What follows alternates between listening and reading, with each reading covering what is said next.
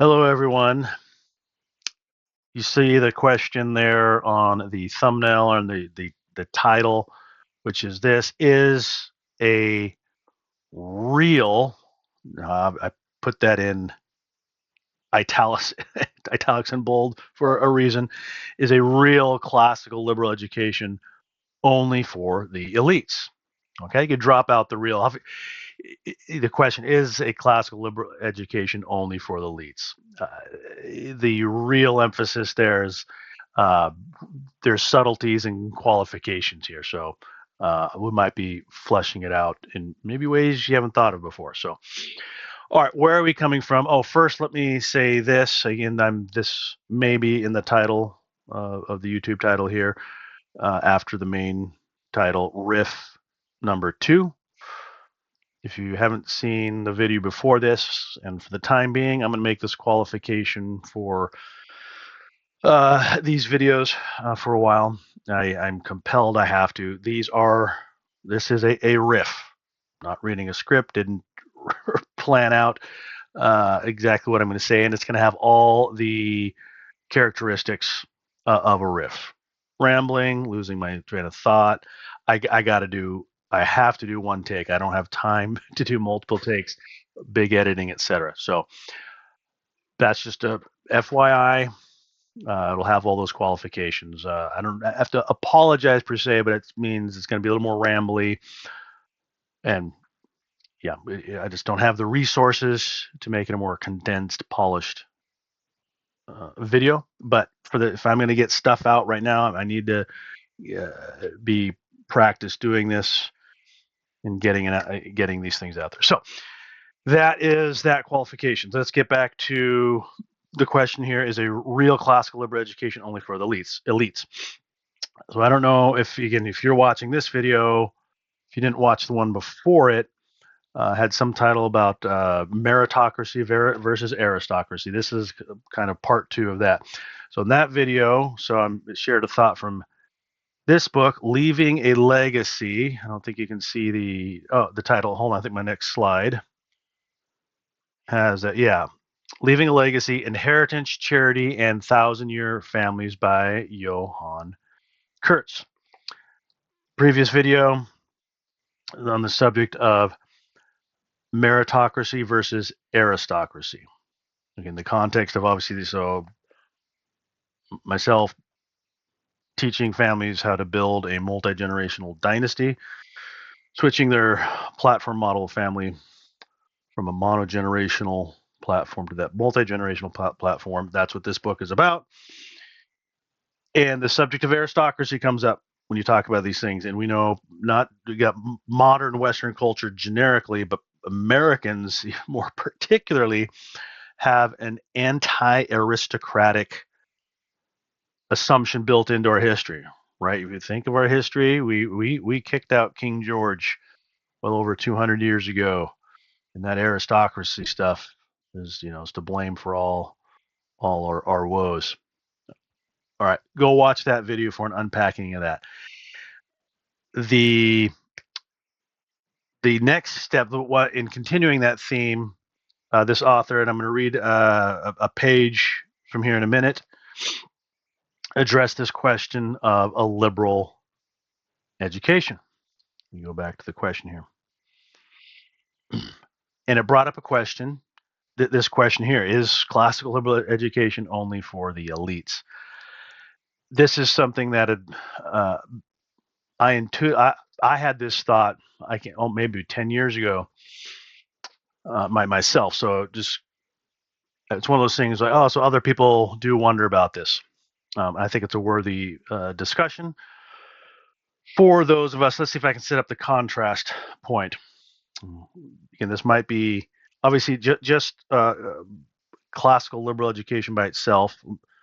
By the way, okay, we'll unpack this more for those who don't have any awareness of this.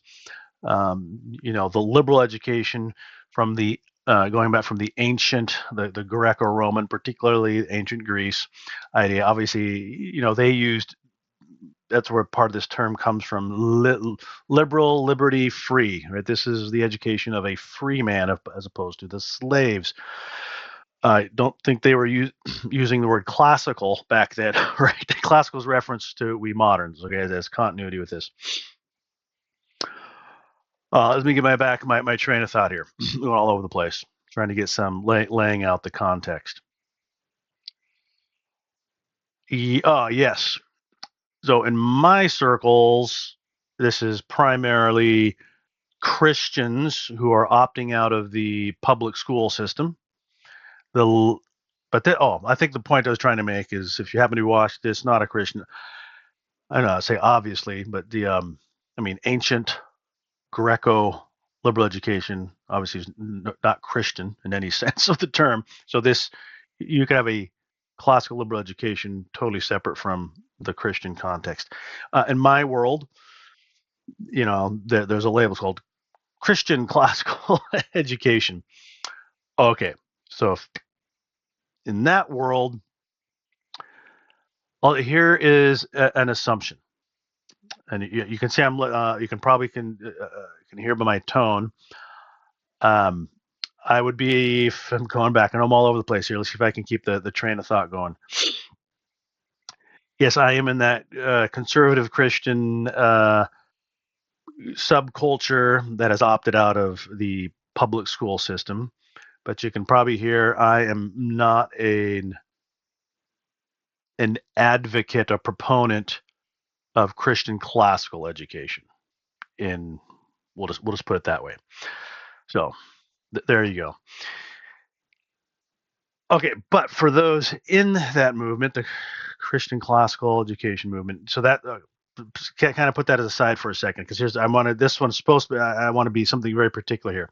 I assume that this is at least on an assumption level for proponents of classical liberal education, and I'm curious how much those that are inside this movement, and boy, I guess this is going to end up on social media. I'll just have a question right now. Please tell me. Since that I'm not on the deep inside. I might say deep inside. I've read a lot of books. I'm aware of the movement more than someone who hasn't studied anything on this. But I'm not deep in it, so I don't know everything that world knows. Oh, but the point. Okay, getting back to the question is how much of this question is it basically, is it for the masses or the elites? Now to me, as an outside observer, I have to say at least behaviorally there is at least an assumption that it is for the masses because proponents of classical liberal education propose, hey, every family with your children, do this model.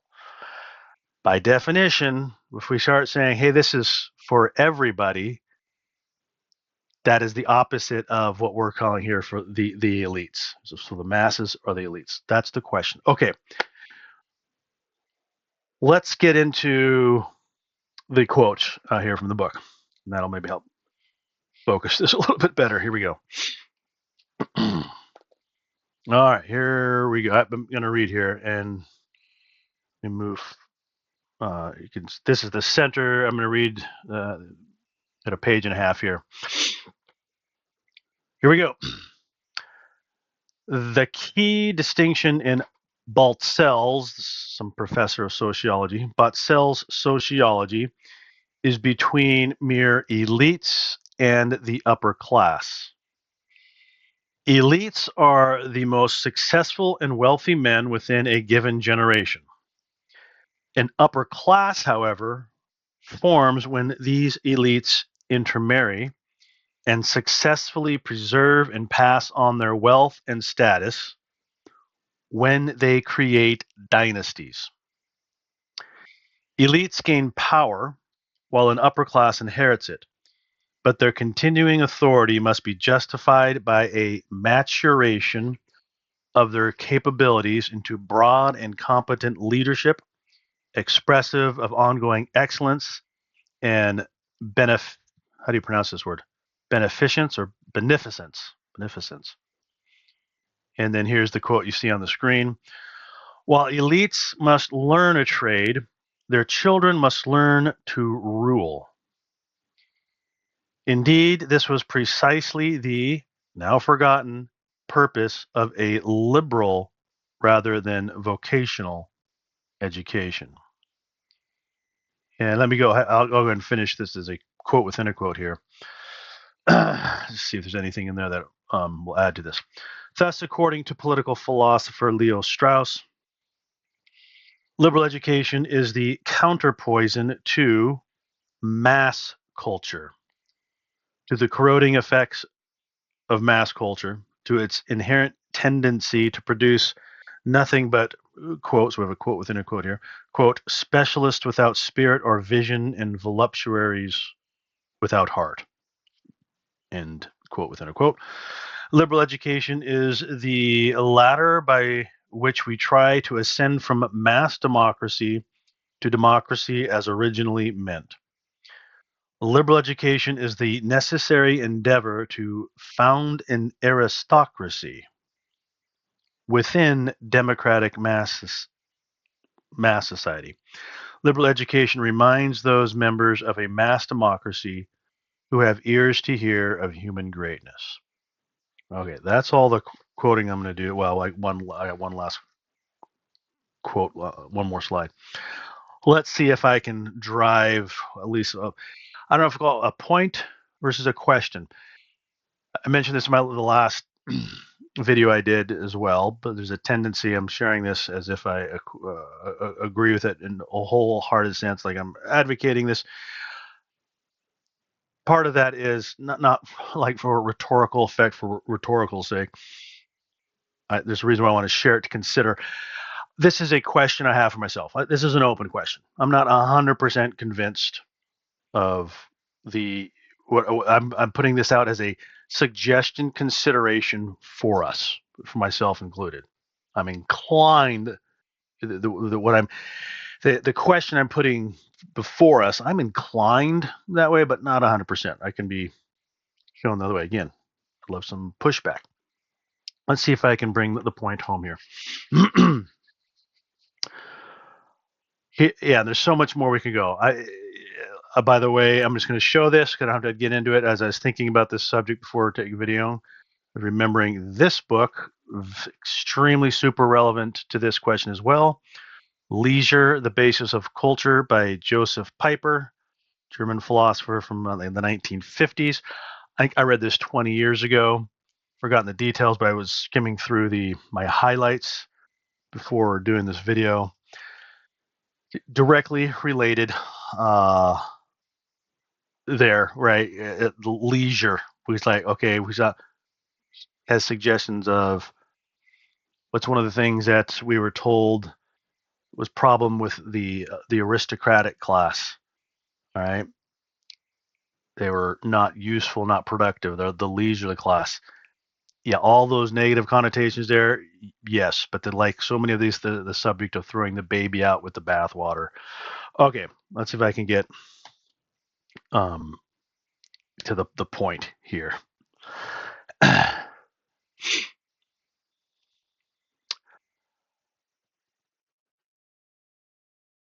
Here's my wonderment.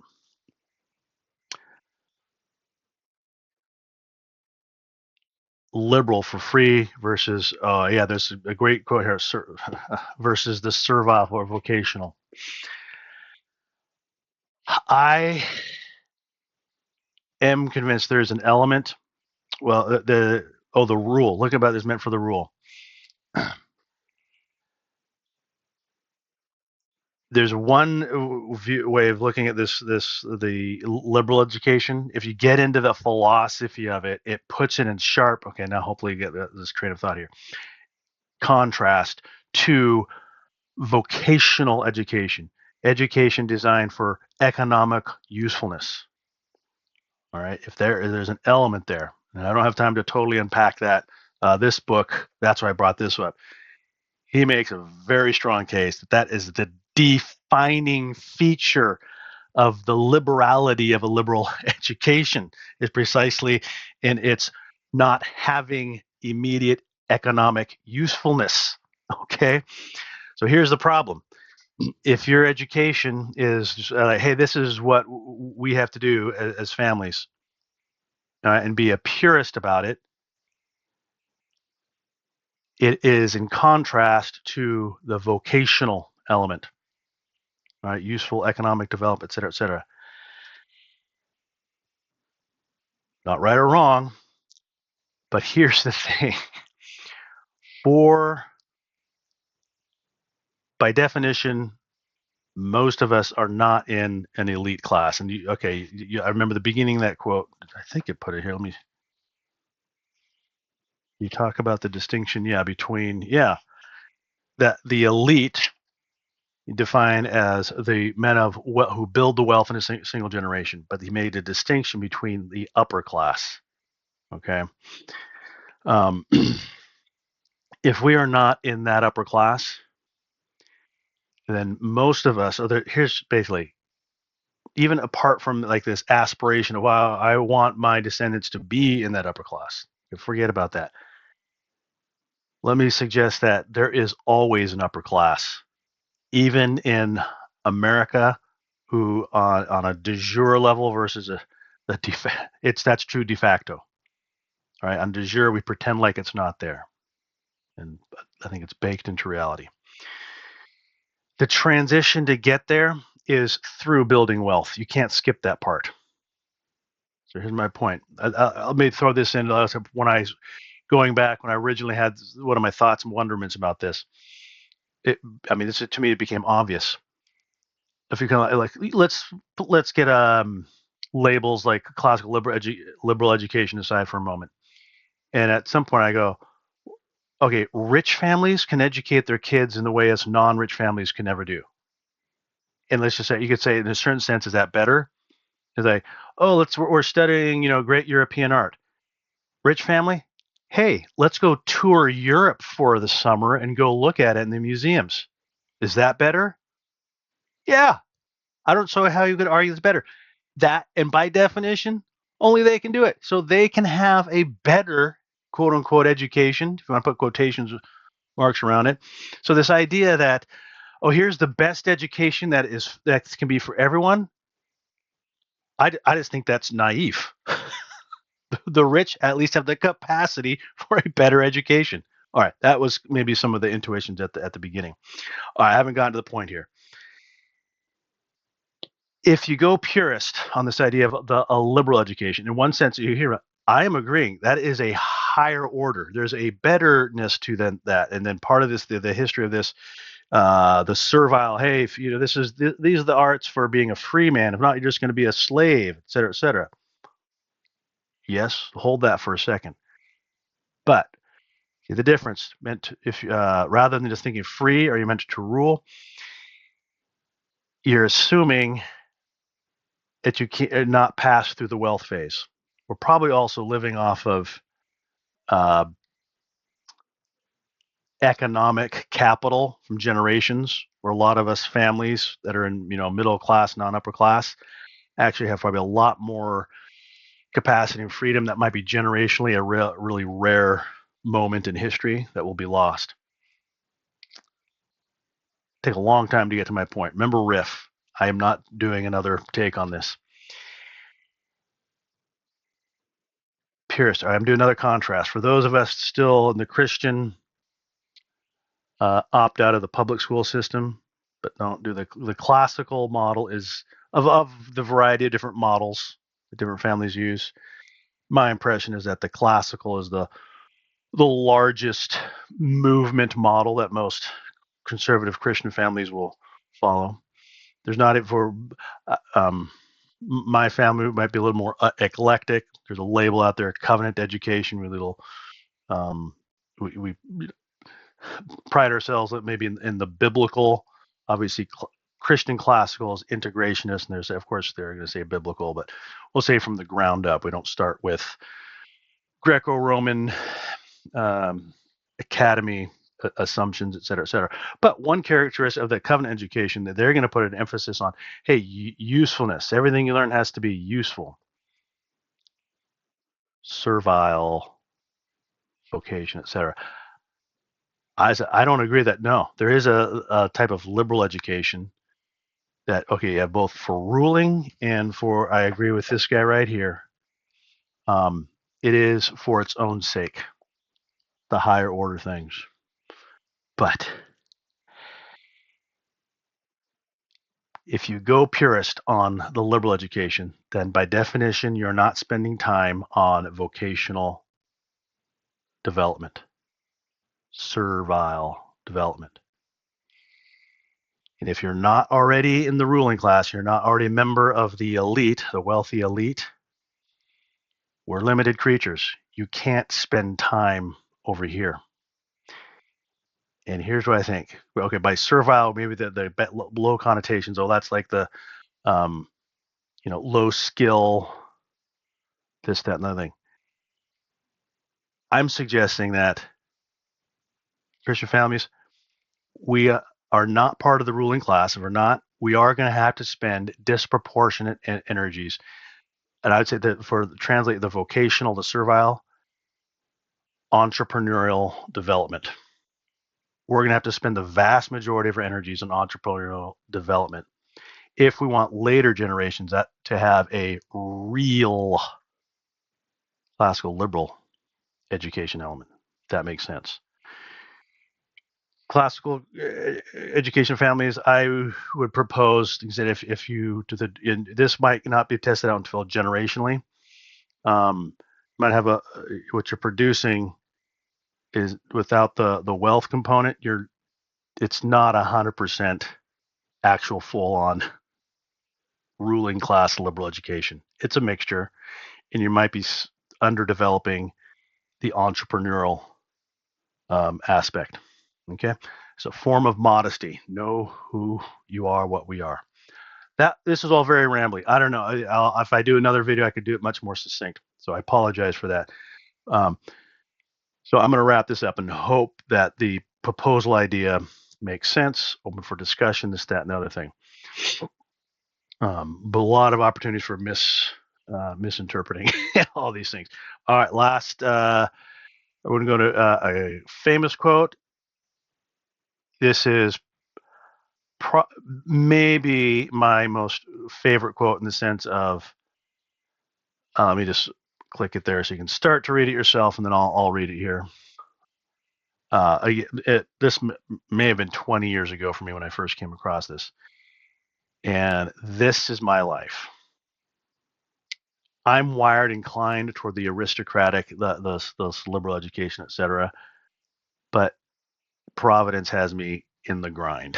Okay, so I experience this every week. But you can see how this quote is suggestive of what I'm suggesting, this point that I'm trying to make here. So here it is.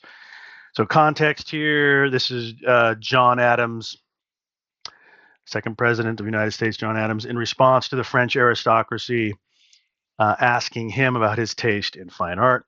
And he said this: I must study politics and war that my sons may have liberty to study mathematics and philosophy. My sons ought to study mathematics and philosophy, geography, natural history, naval architecture, navigation, commerce, and agriculture in order to give their children, a right to study painting, poetry, music, architecture, statuary, tapestry, and porcelain, end quote.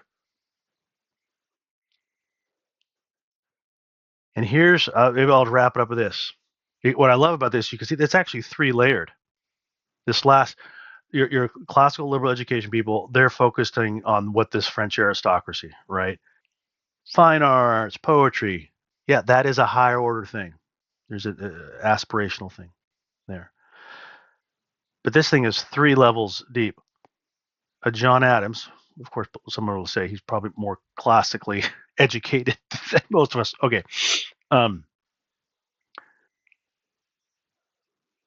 But in between, maybe that in between, they need to study commerce. That's what I'm suggesting. Maybe before emphasizing this, we're at the place where we need to develop entrepreneurial skills and competency. And for those of us in mass culture, not the elite, not the upper class, to develop there. But even imagine this: we may be transitioning to a situation where, look at John Adams, politics and war. Notice politics, that was kind of on a low. It's kind of amusing to me right now. But let's just war. We may be entering a situation where our sons need to be disproportionately studying war, the art of war. And if they go, oh, but porcelain and tapestry and statuary are higher things, I'm going to go study that. Knock yourself out, but don't pretend like you're doing the right thing or serving. Or I brought the modesty element here.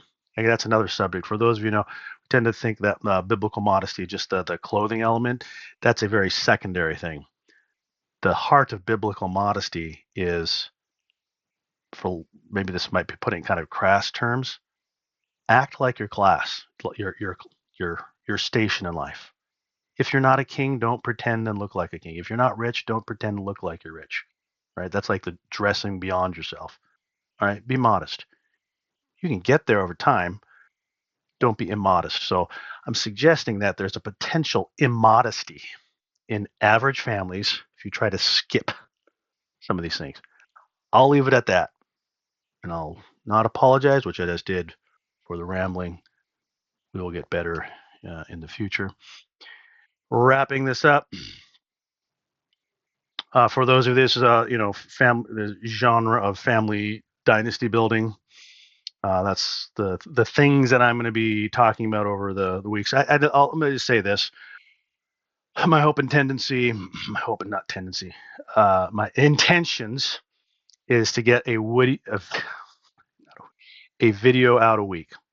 Right now, I'll be lucky if I do a month.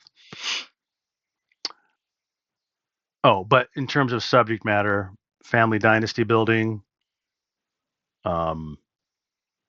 parallel economy stuff, philosophy, theology, you'll see over time. So anyway, that's what, if you want, that's the kind of stuff that I'm going to be putting out. Thank you, everyone, and I'll see you in the next video.